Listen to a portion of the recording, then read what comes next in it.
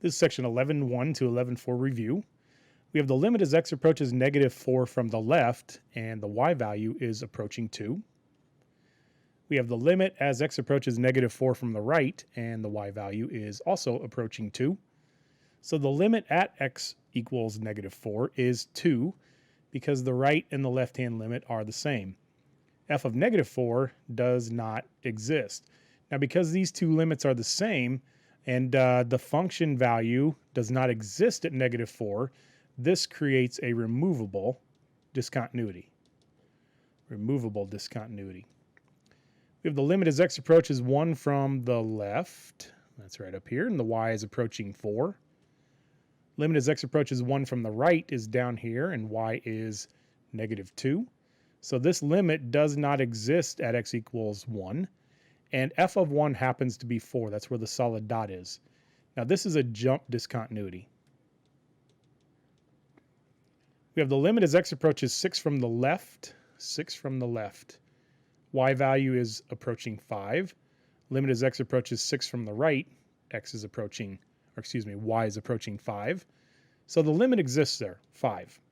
F of 6, however, is 2.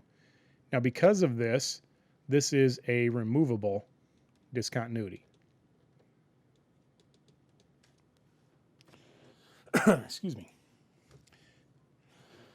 Evaluate each limit algebraically if it exists. So we have the limit as x approaches 2. Well, the first thing we should do when evaluating a limit is just try to plug the value in and see if it works. In this case, it does. 2 squared is 4, minus 4 plus 1, square root of 1, the value is 1. Done. Limit as x approaches 3, we're going to get 0 over 0. So let's try to factor to get rid of the problem. The top is x minus 3, x squared plus 3x plus 9. And the bottom is just x minus 3.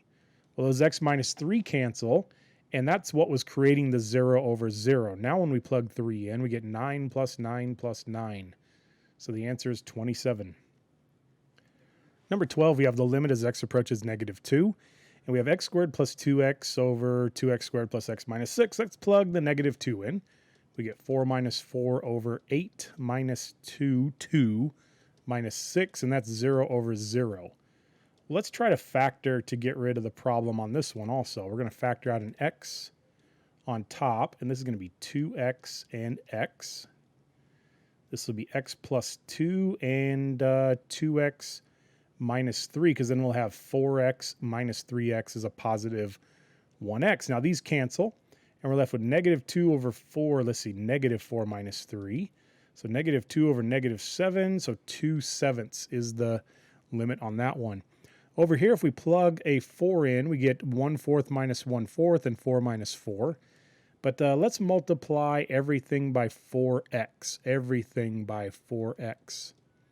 And we're going to get a 4 on top there. Limit as x approaches 4 of 4 minus x over 4x.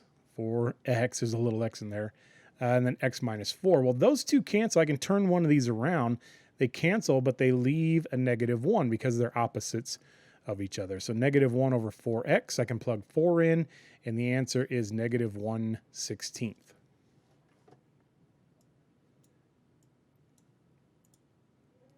Here we have the limit as x approaches 0. When we plug 0 in, we get 16 minus 16 over 0.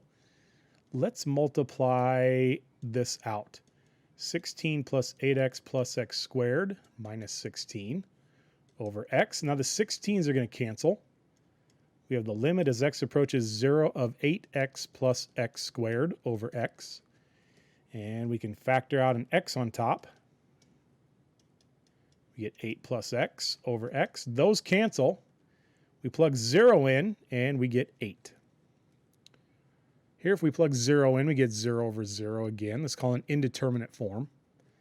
So we have the limit as x approaches 0 of square root of 25 minus x minus 5, and then we'll multiply by square root of 25 minus x plus 5.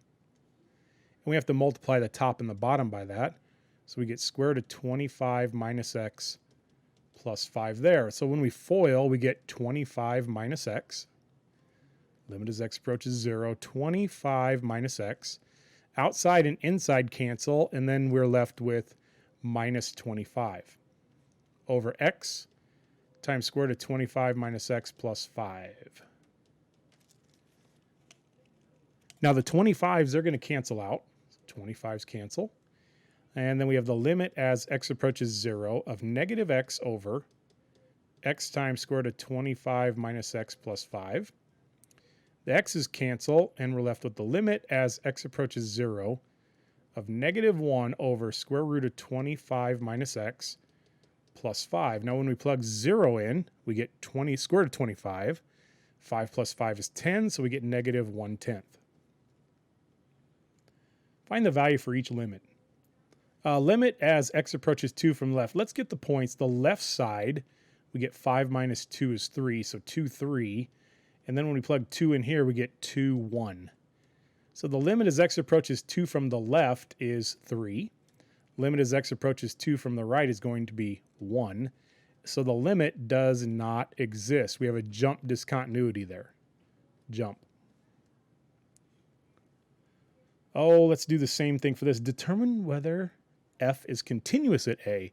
If not continuous, state the type of discontinuity.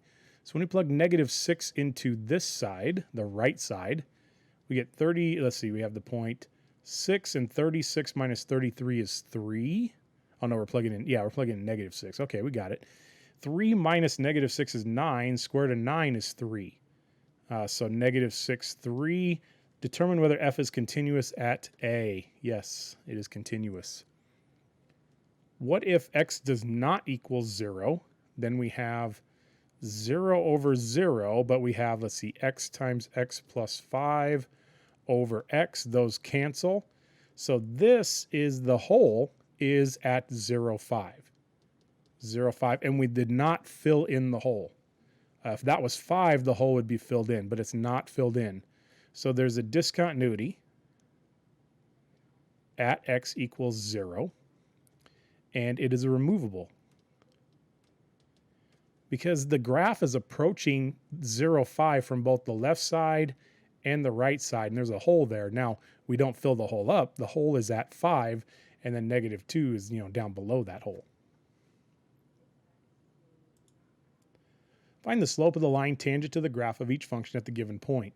Then find the slope-intercept equation, of the tangent line to the graph of f at the given point. So the first part is find the slope. We have the limit as h approaches 0 of 2 times 2 plus h squared plus 3 times 2 plus h. There's f of 2 plus h minus f of 2, which is 2 times, well, it's going to be 14, minus 14. And all over h. We have the limit as h approaches 0 of 2 times 4 plus 4h plus h squared plus 6 plus 3h minus 14 and all over h. Limit as h approaches 0 of, let's go with 8 plus 8h plus 2h squared minus 8 plus 3h. And those 8s are going to cancel out, which we need them to because they don't have an h with them. We have the limit as h approaches 0 of, let's see, 8h and 3h is 11h. So 11h plus 2h squared over h. Now we can factor an h out of the top, and we get 11 plus 2h. Those h's cancel, and then when we plug 0 in, we get 11. So the slope is 11. Slope is 11, and the point that it goes through is 214. So we have y minus 14 is equal to 11 times x minus 2. There's point slope. They ask for slope-intercept equation. Y minus 14 is equal to 11x minus 22. Y is equal to 11x minus, 8. Find the derivative, f prime of x, and the slope of the tangent line to the graph of f at each value of x. So we're going to do the same thing, except we're not going to plug a value in for x. We're just going to leave it as 2 times x plus h squared plus 6 times x plus h minus 3. And then we subtract f of x. 2x squared plus 6x minus 3. So just as a reminder, we're doing the limit as h approaches 0 of f of x plus h minus f of x over h. So we got to put all of this over h. Limit as h approaches 0 of 2 times x squared plus 2xh plus h squared plus 6x plus 6h minus 3 minus 2x squared minus 6x plus 3. And we got to run that 2 through. So we have the limit as h approaches 0 of 2x squared plus 4xh plus 2h squared plus 6x plus 6h minus 3 minus 2x squared minus 6x plus 3. Holy cow. All right, we need things to cancel. That's gone, those 3's. This 2x squared and this 2x squared, this 6x and this 6x. And it's all over h now. Oh, I forgot the h at the step before too, all over h. Limit as h approaches 0 of, 4xh plus 2h squared plus 6h all over h. Well, we can factor an h out, cancel it with the one in the denominator, and we get 4x plus 2h plus 6. And then when we plug 0 in for h, we get 4x plus 6. Now we're going to evaluate that. That's actually f prime. So f prime of x is equal to 4x plus 6. Now we're going to find f prime of negative 2. That's negative 8 plus 6. That's negative 2. And f prime of 1 is equal to 4 plus 6, which is equal to 10. So the slope of the tangent line at negative 2 is negative 2. Slope of the tangent line of 1 at 1 is 10.